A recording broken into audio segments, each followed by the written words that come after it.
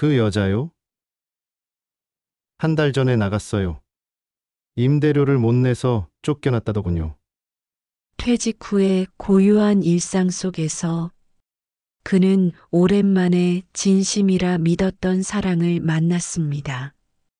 닫혀있던 마음이 조금씩 열렸고 그 안으로 스며든 것은 따뜻함이 아닌 함정이었습니다. 사람은 언제 가장 약해질까요? 외로울 때, 그리고 누군가 다정히 손을 내밀 때입니다. 이 이야기를 시작하기 전에 여러분의 구독과 좋아요는 따뜻한 응원의 손길이 됩니다. 안녕하세요. 저는 올해 62의 평범한 퇴직자입니다. 제 이름은 윤정호라고 하고요. 공기업 기획처장으로 33년을 근무했습니다.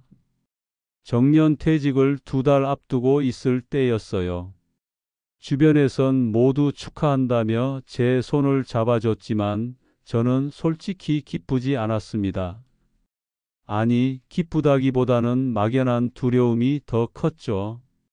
퇴직 준비 세미나에 다니면서도 계속 머릿속을 맴도는 생각이 있었어요. 이제 나는 뭘 하며 살지? 하는 질문이었습니다. 집에 돌아가면 텅 빈 거실만 저를 맞이했어요. 10년 전 이혼한 아내는 이미 재혼해서 새로운 가정을 꾸렸고 딸아이 세진이는 캐나다에 정착해 살고 있었죠. 명절이나 생일 때 영상통화로 얼굴 보는 게 전부였습니다. 세진이는 항상 제게 물었어요. 아빠, 혼자 괜찮으세요? 친구들이랑 잘 지내고 계시죠? 저는 늘 밝게 대답했습니다. 응, 아빠 잘 지내. 걱정 마. 하지만 사실은 그렇지 않았어요. 친구라고 부를 만한 사람도 없었고, 퇴근 후엔 혼자 TV를 보거나 술을 마시는 게 일상이었죠. 회사에서는 처장님이라 불리며 사람들의 존경을 받았지만, 그게 진짜 저를 위한 관심인지는 의문이었습니다. 퇴직이 가까워지자 그런 생각은 더욱 선명해졌어요. 제가 회사를 떠나면 아무도 저를 찾지 않을 거란 확신이 들었습니다. 실제로 퇴직식 이후 일주일쯤 지나자 연락 오는 사람이 뚝 끊겼어요. 명함 한 장 건네던 사람들도, 술자리에서 제 이야기를 경청하던 후배들도 모두 사라졌죠. 그래서 저는 뭐라도 해야겠다는 생각에 골프를 배우기 시작했습니다. 은퇴한 사람들은 다 골프를 친다고 하더라고요. 와인 모임에도 가입했고 시니어 창업 세미나도 몇 차례 참석했어요.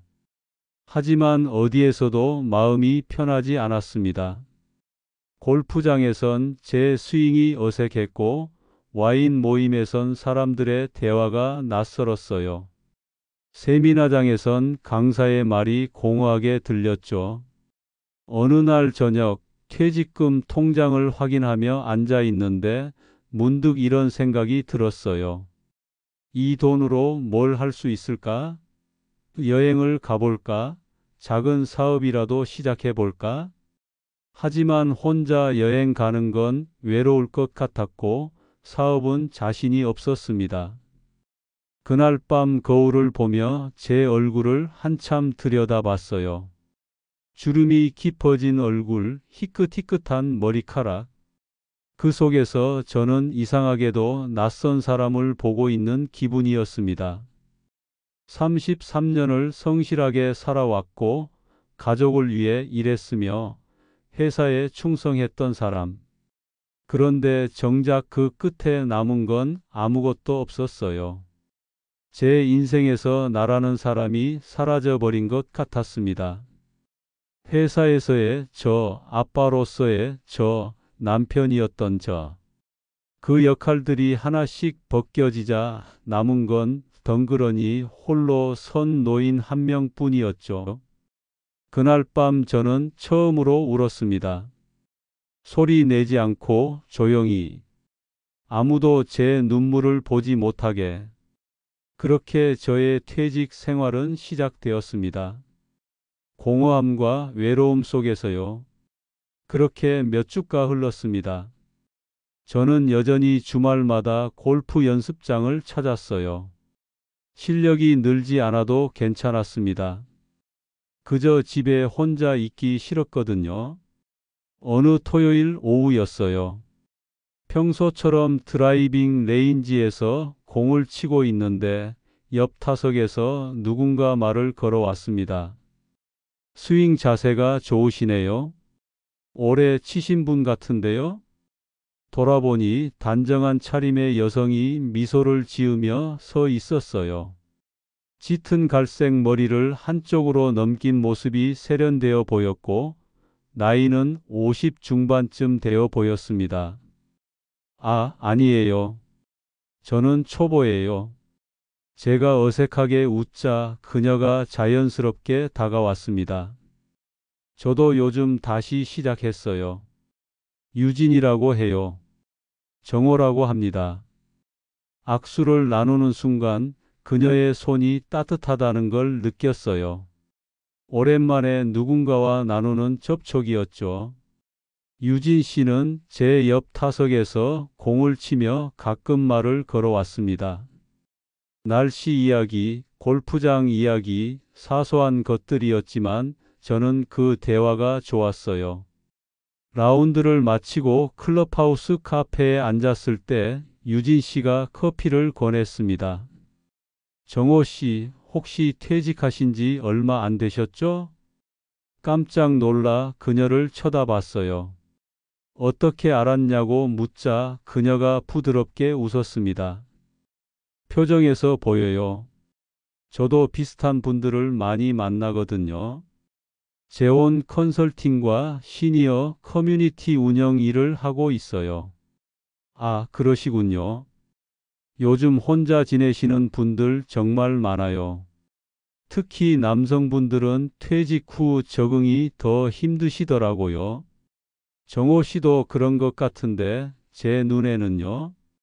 그녀의 말이 제 마음을 정확히 꿰뚫는 것 같았습니다. 저는 아무 말도 하지 않았는데 유진 씨는 이미 제 상황을 이해하고 있는 것처럼 보였어요. 사실 맞습니다. 퇴직한 지 2달 됐는데 아직 적응이 안 되네요. 당연하죠. 30년 넘게 일하시다가 갑자기 멈추면 허전할 수밖에 없어요. 가족은 어떠세요? 이혼한 지 10년 됐고 딸은 해외에 있어요. 유진 씨는 고개를 끄덕이며 공감하는 표정을 지었습니다. 힘드시겠어요.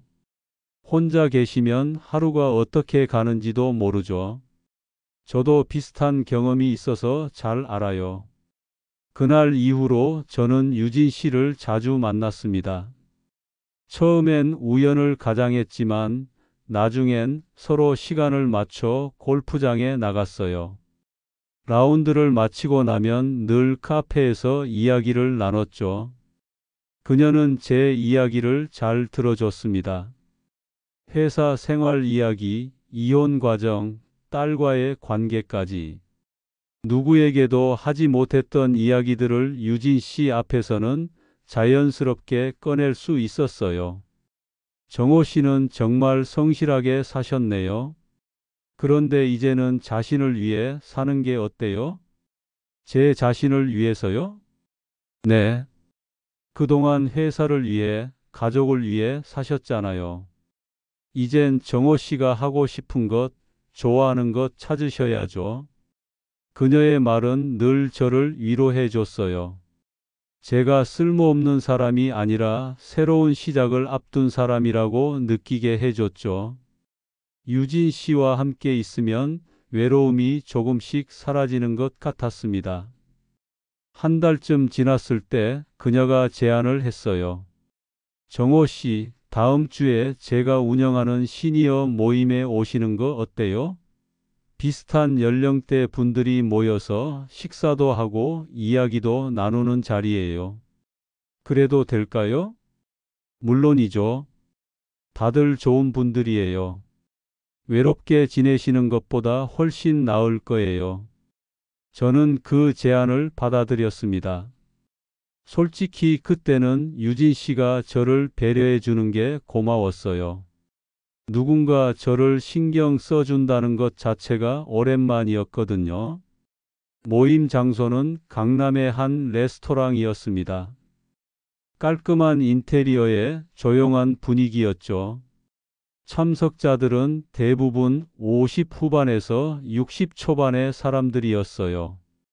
모두 퇴직자거나 사업을 정리한 분들이었습니다. 유진 씨는 저를 소개하며 자연스럽게 자리를 주선해 줬어요. 이분은 정호 씨예요.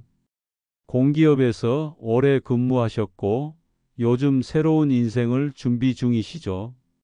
사람들은 반갑게 저를 맞아줬습니다. 식사를 하며 이런저런 이야기를 나눴고 서로의 근황을 물었어요. 그 자리에서 저는 오랜만에 소속감 같은 걸 느꼈습니다. 제가 어디엔가 속해 있고 누군가와 연결되어 있다는 느낌이었죠. 모임이 끝나고 유진 씨와 함께 나오는데 그녀가 제 팔을 살짝 잡았어요. 오늘 어떠셨어요? 좋았습니다. 초대해 주셔서 감사해요. 다행이에요. 앞으로 자주 나오세요. 정호 씨 같은 분이 혼자 계시면 안 되죠. 그 순간 제 가슴이 뛰는 걸 느꼈습니다. 그녀의 눈빛이, 목소리가, 손의 온기가 모두 진심처럼 느껴졌어요. 저는 그때 처음으로 생각했습니다. 이 사람과 함께라면 외롭지 않을 것 같다고요. 그날 밤 집에 돌아와서도 유진 씨 생각이 머릿속을 떠나지 않았습니다. 오랜만에 느끼는 설렘이었어요. 퇴직 후 처음으로 내일이 기다려지는 밤이었습니다. 유진 씨와의 만남은 점점 잦아졌습니다. 골프장뿐만 아니라 미술관도 함께 가고 조용한 카페에서 차를 마시기도 했어요. 그녀와 함께 있으면 시간 가는 줄 몰랐습니다. 오랜만에 제 삶에 색깔이 돌아온 것 같았죠. 어느 날 유진 씨가 제게 말했어요. 정호 씨, 제가 하는 일 한번 보러 오실래요? 청담동에 있는데 분위기도 좋고 정호 씨가 관심 가질 만한 사업이에요. 무슨 사업인데요? 에스테틱 라운지예요. 요즘 시니어 건강미용 산업이 뜨고 있거든요. 한번 보시면 아마 놀라실 거예요. 그녀의 눈빛에는 자신감이 가득했습니다. 저는 호기심이 생겼어요. 유진 씨가 어떤 일을 하는지 궁금하기도 했고, 솔직히 그녀와 더 많은 시간을 보내고 싶었거든요. 다음 주 목요일 저는 청담동으로 향했습니다. 유진 씨가 알려준 주소는 깔끔한 상가 건물 3층이었어요. 엘리베이터에서 내리자마자 고급스러운 인테리어가 눈에 들어왔습니다. 은은한 조명, 대리석 바닥, 벽면에 걸린 현대미술 작품들, 입구에는 금색 간판이 붙어 있었죠. 유진 씨가 밝은 미소로 저를 맞이했어요. 어서 오세요. 어때요? 분위기 좋죠? 정말 좋네요. 여기서 일하시는 거예요? 정확히는 파트너예요. 제가 투자도 하고 운영도 함께 하고 있어요. 그녀는 저를 안으로 안내했습니다. 내부는 더욱 인상적이었어요. 개인 상담실, 고급 관리실까지 갖춰져 있었죠. 한쪽 벽면에는 유명인들의 명함과 감사 편지가 액자에 담겨 진열되어 있었습니다. 여기 보세요. 이분들 다 저희 고객이에요. 재계 인사들, 연예인, 의사 선생님들도 많이 오세요. 저는 감탄하지 않을 수 없었습니다. 유진 씨가 이런 사업을 하고 있었다니 놀라웠어요. 대단하시네요. 어떻게 이런 사업을 시작하신 거예요? 유진 씨는 소파에 앉으며 커피를 건넸습니다. 사실 저도 비슷한 시기를 겪었어요.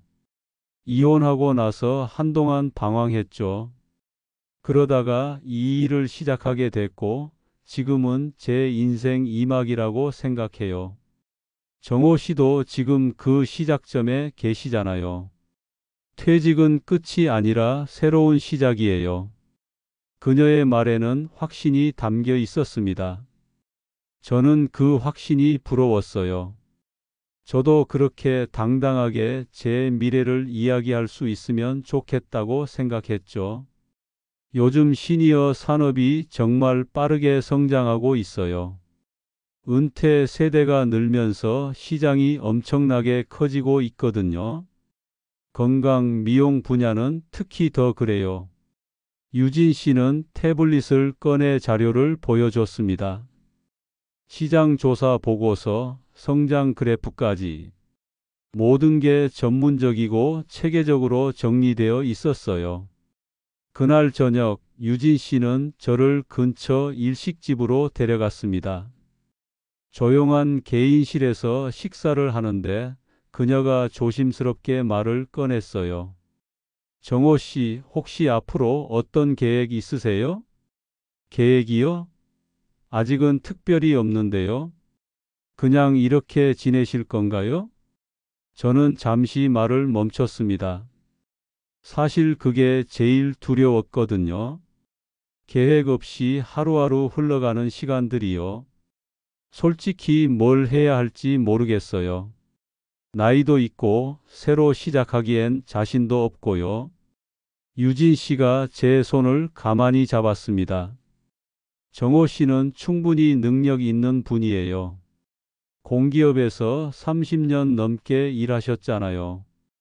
그 경험이 얼마나 귀한 건지 아세요?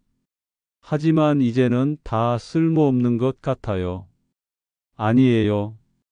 오히려 지금이 기회예요. 정호 씨 같은 분이 새로운 일에 도전하면 충분히 성공할 수 있어요. 그녀의 눈빛은 진지했습니다. 제 손을 잡은 그녀의 손에서 온기가 느껴졌어요. 오랜만에 누군가 저를 격려해주고 제 가능성을 믿어준다는 게 감격스러웠습니다. 그날 밤 집에 돌아와서도 유진 씨의 말이 머릿속을 맴돌았습니다.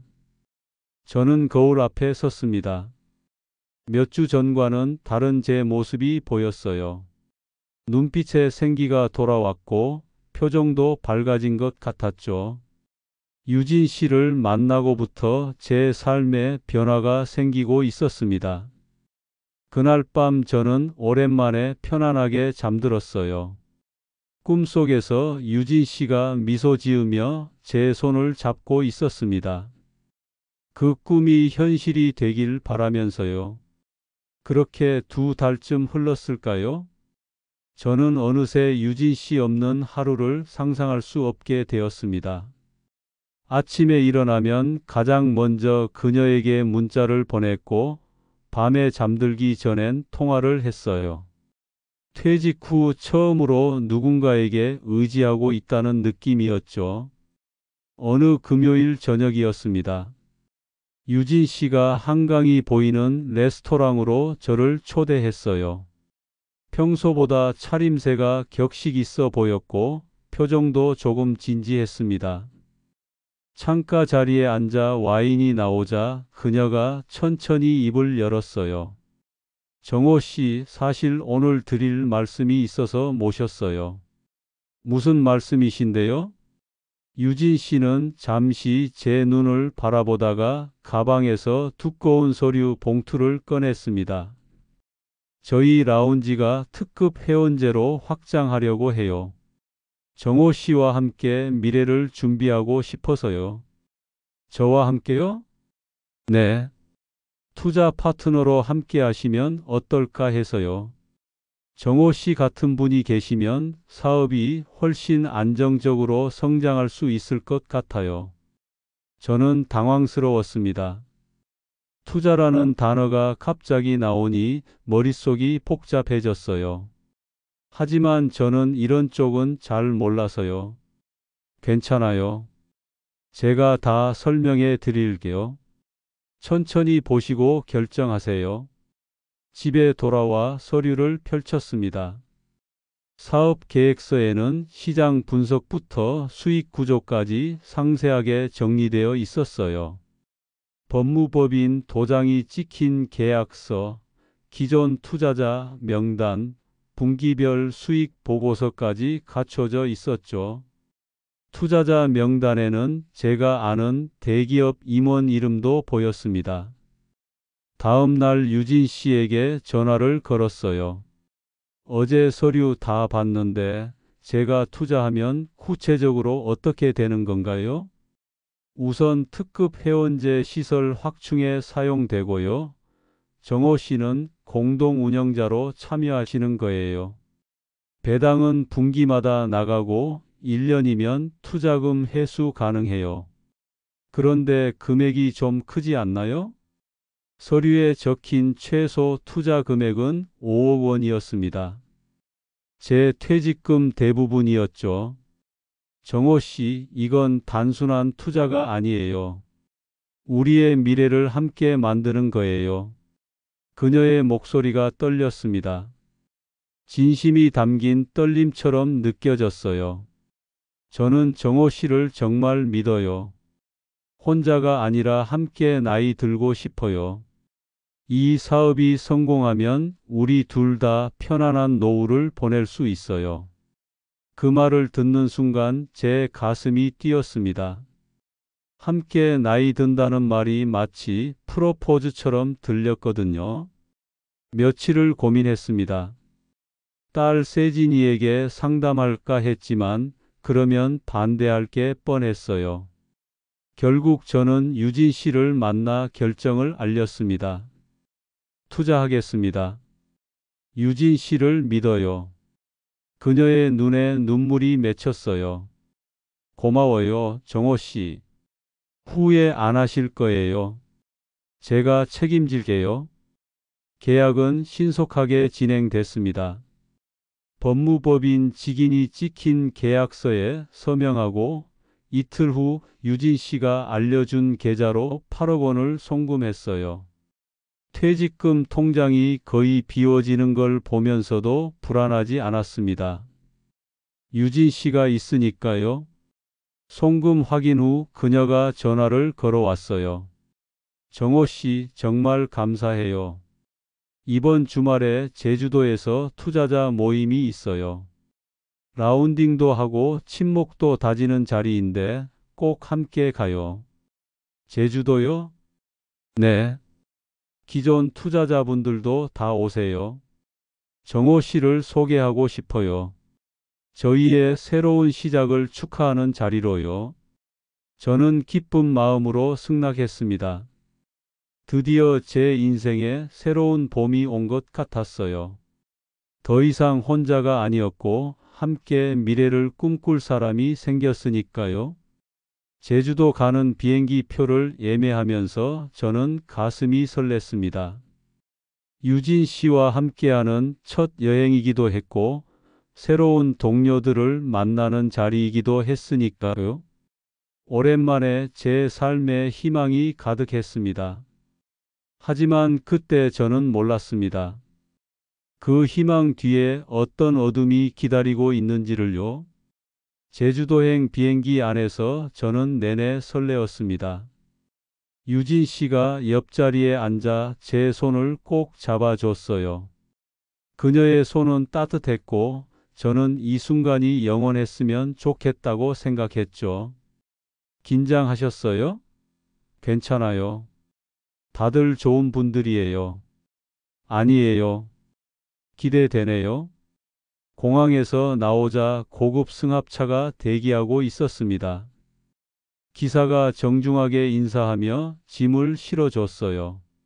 차는 해안도로를 따라 달렸고 30분쯤 지나 한 리조트 앞에 멈췄습니다. 입구부터 고급스러웠어요. 야자수가 늘어선 진입로, 대리석으로 지어진 로비. 와, 여기서 모임을 하는 거예요? 네, 투자자분들을 위한 특별 행사예요. 1년에 2번 정도 이렇게 모이거든요. 체크인을 마치고 방에 짐을 풀었습니다. 오션뷰 스위트룸이었어요. 넓은 거실에 침실, 테라스까지. 창밖으로 보이는 바다가 한눈에 들어왔죠. 저녁 6시 리조트 연회장으로 향했습니다. 이미 여러 사람이 모여 있었어요. 30명쯤 되어 보였는데 모두 저와 비슷한 연령대였습니다. 정장 차림의 남성들, 우아한 드레스를 입은 여성들. 분위기가 제법 격식 있어 보였어요. 유진 씨가 제 팔을 잡고 사람들에게 저를 소개했습니다. 여러분, 이분이 저희 새로운 투자 파트너세요. 공기업에서 오래 근무하신 분이고요. 앞으로 함께 사업을 키워나가실 거예요. 사람들이 박수를 치며 저를 환영했어요. 악수를 나누고 명함을 주고받았습니다. 대기업 임원 출신, 의사, 변호사, 사업가들 모두 그럴듯한 경력을 가진 분들이었죠. 반갑습니다. 잘 부탁드립니다. 저는 연신 고개를 숙이며 인사했어요. 이 자리에 제가 속해 있다는 게 자랑스러웠습니다. 식사가 시작되고 분위기가 무르익었을 때 한 남자가 단상에 올랐습니다. 40대 중반쯤 되어 보이는 남자였어요. 단정한 정장 차림에 자신감 넘치는 표정이었죠. 안녕하세요, 여러분. 오랜만입니다. 저는 사업 총괄을 맡고 있는 기훈입니다. 유진 씨가 제 귀에 대고 작게 속삭였어요. 저분이 제 사업 파트너예요. 운영 전반을 총괄하시는 분이고요. 기훈이라는 남자는 능숙하게 사업 현황을 설명했습니다. 지난 분기 매출, 신규 회원 증가율, 향후 확장 계획까지. 프레젠테이션 자료도 화려했고 말솜씨도 좋았어요. 사람들은 고개를 끄덕이며 그의 말에 귀 기울였습니다. 다음 달부터는 분당 지점이 오픈됩니다. 여러분의 투자 덕분에 가능한 일이죠. 감사합니다. 박수가 터져 나왔어요. 저도 따라 박수를 쳤습니다. 모든 게 순조로워 보였고 제 결정이 옳았다는 확신이 들었죠. 하지만 이상한 점이 하나 있었습니다. 기훈이라는 남자와 유진 씨가 눈을 마주칠 때마다 묘한 긴장감이 느껴졌어요. 미소를 주고받긴 했지만 그 미소 뒤에 뭔가 숨겨진 게 있는 것 같았습니다. 저녁 식사가 끝나고 자유 시간이 주어졌어요. 사람들은 삼삼오오 모여 와인을 마시거나 대화를 나눴습니다. 저는 테라스로 나가 바람을 쏘고 있었는데 우연히 기훈과 유진 씨가 대화하는 소리가 들렸어요. 모든 것이 완벽해 보였습니다. 그녀의 미소, 그 남자의 믿음, 그리고 함께한 시간까지. 하지만 그 완벽함 속에는 아무도 알아채지 못한 균열이 숨어 있었습니다. 이번 건 좀 위험한 거 아니야? 기훈의 목소리였습니다. 낮은 톤이었지만 날카로웠어요. 괜찮아. 계획대로 하면 돼. 유진 씨의 목소리도 평소와 달랐습니다. 차갑고 단호했죠. 그래도 이 사람은 좀 아닌 것 같은데. 너무 순진해. 그래서 좋은 거잖아. 걱정 마. 내가 알아서 할게. 저는 숨을 죽이고 그 자리에 서 있었습니다. 가슴이 두근거렸어요. 하지만 이내 고개를 저었죠. 설마 내가 잘못 들은 거겠지. 아니면 다른 사람 이야기겠지. 테라스로 들어오는 유진 씨와 마주쳤습니다. 정호 씨, 여기 계셨어요? 추우시겠어요? 들어가요. 그녀는 평소처럼 다정하게 웃었어요. 저는 그 미소를 보며 안도했습니다. 역시 내가 잘못 들은 거야. 그날 밤 방으로 돌아왔지만 잠이 오지 않았습니다. 계속 그 대화가 머릿속을 맴돌았어요. 이번 건 좀 위험한 거 아니야? 그래서 좋은 거잖아. 대체 무슨 뜻이었을까요? 창밖을 내다봤습니다. 어두운 바다가 일렁이고 있었어요. 파도 소리가 들렸지만 그 소리마저 불안하게 느껴졌습니다. 제 마음속 어딘가에서 경고음이 울리고 있었지만 저는 그걸 애써 무시했어요. 유진 씨를 믿어야 해. 나는 그녀를 사랑하잖아. 스스로에게 되뇌며 이불을 덮었습니다. 하지만 그날 밤 꿈속에서 저는 계속 어둠 속을 헤매고 있었습니다. 아무리 걸어도 출구가 보이지 않는 미로 같은 곳에서요. 제주도에서 돌아온 후 일주일이 지났습니다. 유진 씨와는 계속 연락이 닿았지만 뭔가 예전 같지 않았어요. 전화 통화도 짧아졌고 만나자는 제 제안에도 바쁘다는 핑계만 돌아왔습니다. 정호 씨 미안해요. 요즘 지점 오픈 준비 때문에 정신이 없어서요. 조금만 기다려 주세요. 처음엔 이해했습니다. 사업이 바쁜 건 당연하니까요. 하지만 2주가 지나고 3주가 지나도 상황은 나아지지 않았어요. 약속된 첫 배당금이 들어올 날짜도 지났습니다. 저는 유진 씨에게 조심스럽게 물었어요. 유진 씨, 배당금이 아직 안 들어왔는데요. 아, 그거요? 회계팀에서 처리 중이에요. 곧 들어갈 거예요. 언제쯤이요? 이번 주 안에는요. 걱정 마세요. 하지만 그 주도 지나갔고 다음 주도 지나갔습니다. 저는 다시 전화를 걸었지만 유진 씨는 받지 않았어요. 문자를 보내도 답이 없었죠. 불안한 마음에 청담동 라운지로 직접 찾아갔습니다. 건물 3층에 올라갔지만 라운지는 문이 굳게 닫혀 있었어요. 유리문 너머로 보이는 내부는 텅 비어 있었습니다. 가구도 액자도 모든 게 사라져 있었죠. 입구에 붙어 있던 금색 간판도 떼어진 상태였어요. 이게 무슨 일이지? 저는 당황해서 건물 관리실로 내려갔습니다. 3층 에스테틱 라운지 말인가요? 한 달 전에 나갔어요.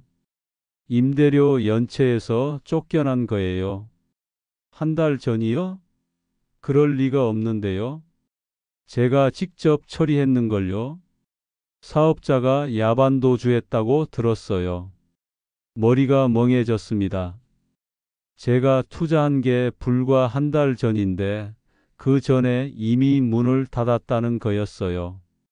그럼 제주도 행사는 뭐였을까요? 투자자 모임은요? 집으로 돌아와 계약서를 다시 꺼내 봤습니다. 법무법인 연락처로 전화를 걸었어요. 하지만 그 번호는 존재하지 않는 번호였습니다. 사업자 등록 번호를 인터넷으로 검색했지만 조회되지 않았어요. 이럴 수가. 제 손이 떨렸습니다. 계약서를 자세히 보니 법무법인 도장도 이상했어요. 테두리가 번져 있었고 글씨체도 들쭉날쭉했죠. 투자자 명단에 있던 대기업 임원 이름을 검색해 봤지만 그런 사람은 존재하지 않았습니다. 모든 게 가짜였습니다. 라운지도, 계약서도, 투자자 명단도, 제주도 행사장도, 그곳에 모였던 사람들도, 심지어 유진 씨라는 이름마저 가짜일 수 있었어요. 저는 경찰서로 달려갔습니다. 사기 사건으로 신고를 했죠. 담당 형사가 제 이야기를 듣더니 고개를 저었어요. 이런 수법 요즘 많습니다. 로맨스 스캠이라고 들어보셨어요? 외로운 중년이나 노인을 타깃으로 한 사기죠. 그럼 유진 씨는요? 찾을 수 있나요? 어렵습니다. 이름도 가짜고 연락처도 이미 해지됐을 거예요. 일단 수사는 하겠지만 돈 돌려받기는 힘들 겁니다. 8억이에요. 제 퇴직금 전부예요. 형사는 안타까운 표정을 지었지만 그게 전부였어요. 희망적인 말은 해주지 않았습니다. 집으로 돌아오는 길 저는 멍하니 걸었습니다. 거리의 사람들이, 지나가는 차들이 모든 게 흐릿하게 보였어요. 귀에선 계속 제주도에서 들었던 대화가 맴돌았습니다. 이번 건 좀 위험한 거 아니야? 그래서 좋은 거잖아. 너무 순진해. 기훈이라는 남자와 유진 씨가 나눴던 대화. 그들이 말했던 이번 건은 저였던 거죠. 너무 순진한 사람도 저였고요. 집에 들어서자 텅 빈 거실이 저를 맞이했습니다. 소파에 주저앉아 머리를 감쌌어요. 33년을 일해서 모은 돈, 딸에게 물려줄 수도 있었던 그 돈이 한순간에 사라졌습니다. 휴대폰을 들고 딸 세진이에게 전화를 걸까 망설였어요. 하지만 결국 걸 수밖에 없었습니다. 대출이 2억 원이나 남아 있었거든요. 혼자서는 감당할 수 없는 금액이었죠. 여보세요, 아빠? 세진아. 왜요? 무슨 일 있어요? 저는 한참을 말을 잇지 못했습니다. 목이 메어 소리가 나오지 않았어요. 아빠, 대체 무슨 일이에요? 말 좀 해보세요. 미안하다. 아빠가 잘못했어. 그날 밤 저는 세진이에게 모든 걸 고백했습니다. 유진 씨를 만난 것부터 투자한 것까지. 전화기 너머로 들리는 딸의 한숨 소리가 제 가슴을 찢었어요. 아빠, 어떻게 그럴 수가 있어요? 왜 저한테 상의도 안 하고? 미안해. 정말 미안해.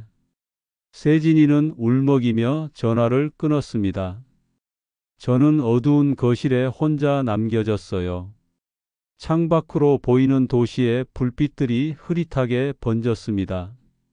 제 눈에 눈물이 고여 있었거든요. 그날 밤 저는 한 글자도 자지 못했습니다. 천장을 바라보며 생각했어요.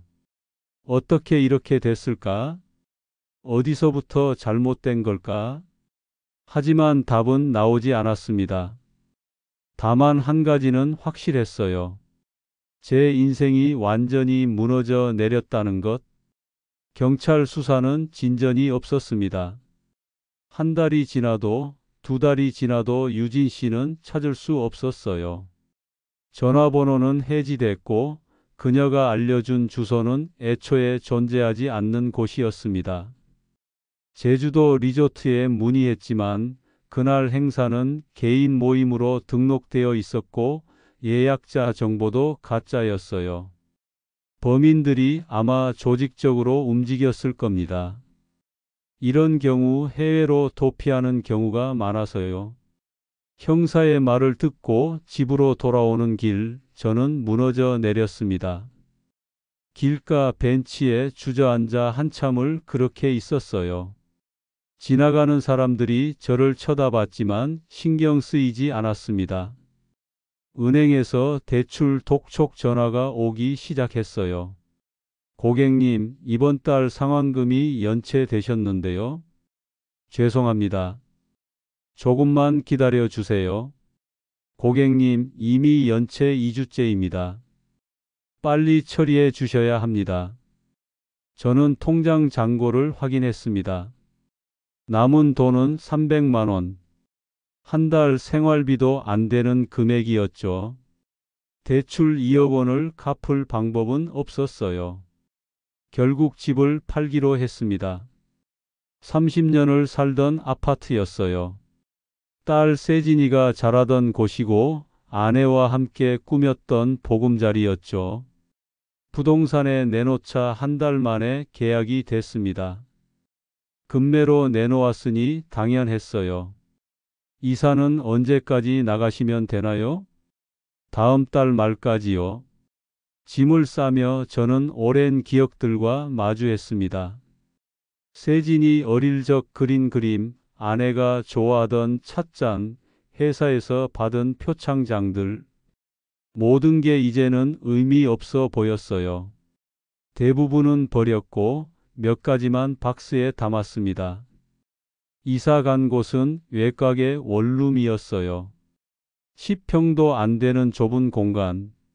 화장실과 부엌이 한 공간에 붙어 있고 창문으로는 옆 건물 벽만 보였죠. 33평 아파트에서 이곳으로 옮기니 제 인생도 함께 축소된 것 같았습니다. 짐을 풀고 바닥에 앉았어요. 덩그러니 놓인 이불 한 채와 박스 몇 개. 이게 제 인생의 전부였습니다. 33년을 일하고 성실하게 살아온 결과가 이것뿐이었어요. 휴대폰이 울렸습니다. 세진이었어요. 아빠, 이사 다 하셨어요? 응, 방금 끝났어. 주소 보냈는데. 거기 원룸이에요? 응. 전화 너머로 딸의 한숨 소리가 들렸습니다. 아빠, 제가 돈 좀 보낼게요. 그걸로 밥이라도 드세요. 아니야. 괜찮아. 너도 살기 힘들 텐데. 아빠. 정말 화나고 실망스럽지만 그래도 제 아빠잖아요. 세진이의 목소리가 떨렸어요. 저도 목이 메었습니다. 미안해. 아빠가 정말 미안해. 이제 다시는 이런 일 없게 해주세요. 제발요. 전화를 끊고 저는 한참을 그 자리에 앉아 있었습니다. 딸에게 짐이 되는 아버지. 이것만큼 비참한 게 또 있을까요? 며칠 후 구청 환경미화원 채용 공고를 받습니다. 나이 제한이 없고 학력도 상관없다고 했어요. 저는 지원서를 냈고 일주일 후 합격 통보를 받았습니다. 첫 출근 날 새벽 5시에 일어났어요. 주황색 작업복을 입고 거울을 봤습니다. 공기업 기획처장이었던 제가 이제는 환경미화원이 되어 있었어요. 거울 속 제 얼굴이 낯설었습니다. 거리로 나가 빗자루를 들었어요. 동료들은 대부분 저보다 나이가 많았고 다들 묵묵히 일했습니다. 저도 아무 말 없이 바닥을 쓸었죠. 거기 담배꽁초 좀 주워요. 반장님이 말했습니다. 저는 고개를 숙여 담배꽁초를 주웠어요. 33년 동안 부하 직원들에게 지시하던 제가 이제는 지시를 받으며 쓰레기를 줍고 있었습니다. 점심시간에 공원 벤치에 앉아 도시락을 먹었어요.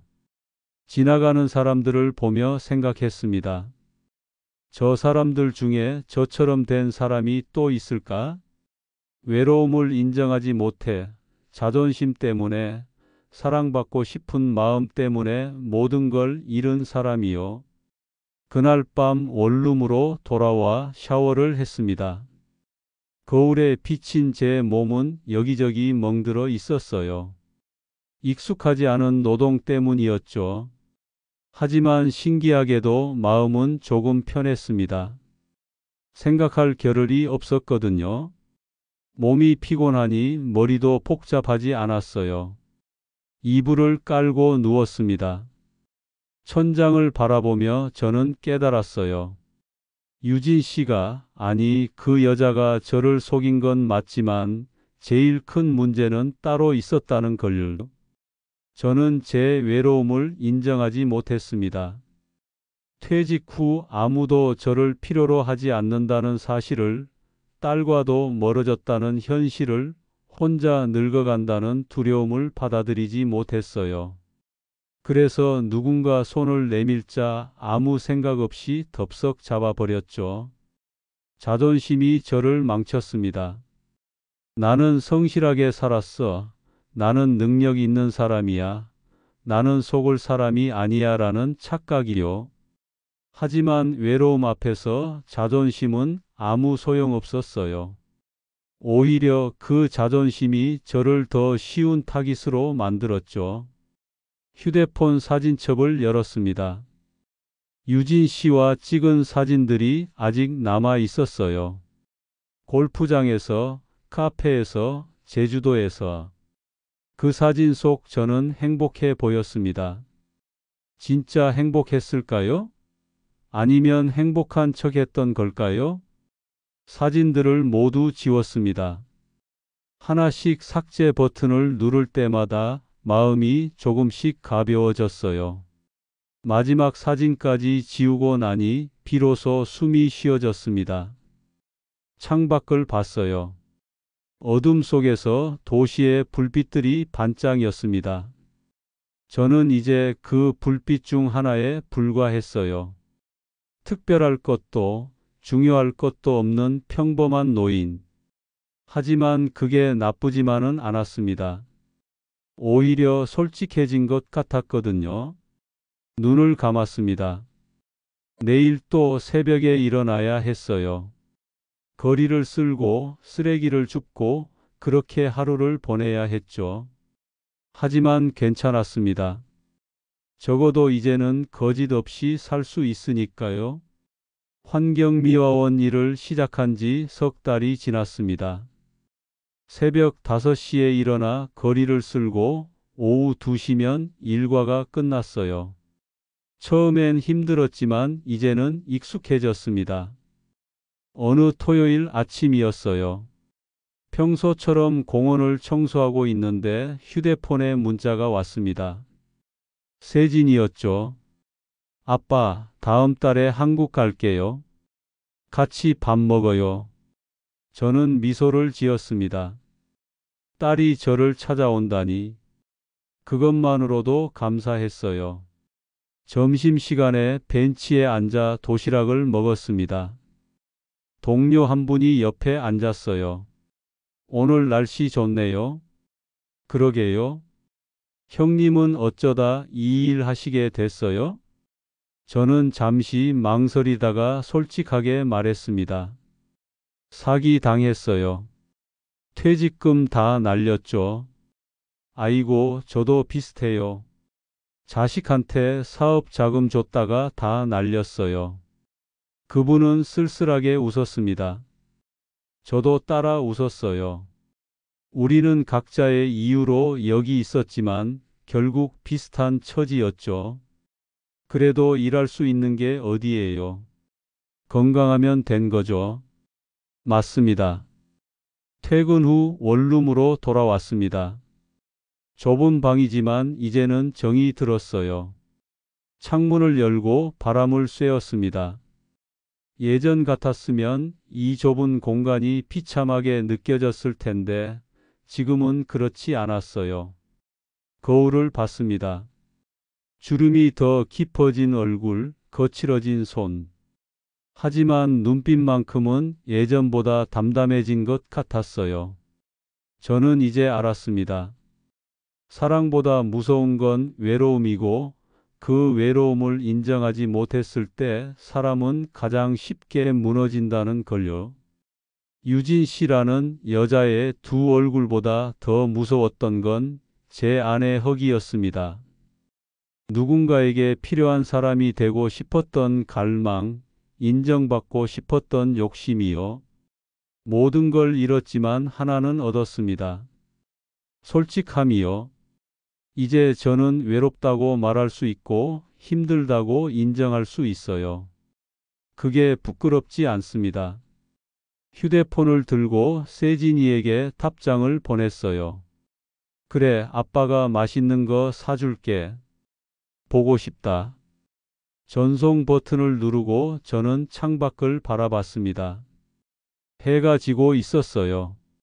오늘도 하루가 끝나가고 있었죠. 내일도 새벽에 일어나 거리를 쓸겠지만 괜찮았습니다. 이제 저는 압니다. 인생의 끝이 아니라 또 다른 시작이라는 걸요. 비록 바닥까지 떨어졌지만 그 바닥에서 다시 일어설 수 있다는 걸요. 저녁 바람이 방 안으로 들어왔습니다. 저는 눈을 감고 그 바람을 느꼈어요. 오랜만에 마음이 편안했습니다. 그는 이제 누구의 이름도 그녀의 얼굴도 기억하지 않으려 합니다. 하지만 가끔 새벽 거리를 쓸다 보면 유리창에 비친 자신의 모습을 보고 미소 짓습니다. 사랑보다 무서운 건 외로움이었고 그 외로움이 만든 상처는 시간이 지나서야 비로소 자신을 치유하게 했습니다. 그의 인생은 끝나지 않았습니다. 다만 조금 다른 계절을 지나고 있을 뿐이죠. 이 이야기를 끝까지 함께해 주셔서 감사합니다. 여러분의 구독과 좋아요는 다음 이야기로 이어지는 따뜻한 응원의 손길이 됩니다.